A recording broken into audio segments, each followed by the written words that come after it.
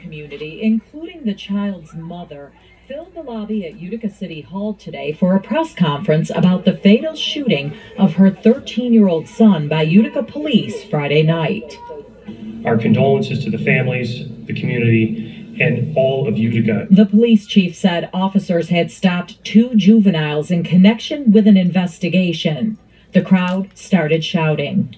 While fleeing, the youth displayed what appeared to be a handgun. The gun turned out to be a replica of a Glock, a pellet gun. As the mayor and police chief passed the microphone back and forth between the two of them and an interpreter, the atmosphere grew more tense. Officials shut down the press conference and the mayor walked over to the young victim's clearly grieving mother for a brief exchange. Whatever reaction comes from an event like this should be met with an understanding that it's warranted. Officials offered to meet privately with the victim's family, then moved the press conference upstairs to the mayor's conference room, where the incident was further discussed, but in the context of a video circulating on social media, which police confirm is of the incident. They also discussed the law that allows them to meet deadly physical force with deadly physical force. The officers quite frequently work in situations that are very chaotic, ever evolving, and they have to make split-second decisions. Having said that, yes, we meet deadly physical force with deadly physical force, including if there appears to be a handgun, whether it's replica or not. In the video, you can see officers' hands flying while the teen suspect is on the ground.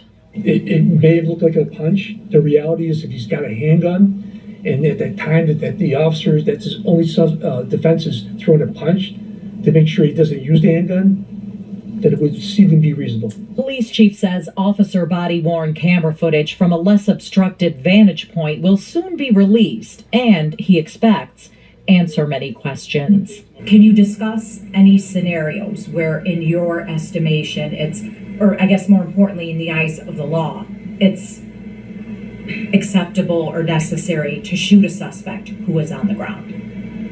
I think once we release the full body cam with the snippets, it was much more clear as to what precipitated the shooting. Members of the Karen community who filled the City Hall lobby stayed outside City Hall once the press conference ended.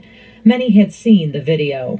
The answers that I had, I did not go away satisfied because they didn't match up with what some of the witnesses were saying, what was being circulated around on social media.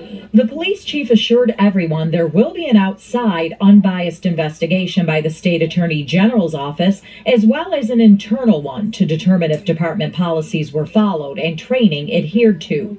Regardless of those outcomes, the chief said there are always consequences for the officers. I've seen officers that have been involved in officer-involved shootings. They've never been able to come back to the job. They're traumatized for life over this. I've even been aware of one officer who took his own life because he was involved in an officer-life shooting. Thanks.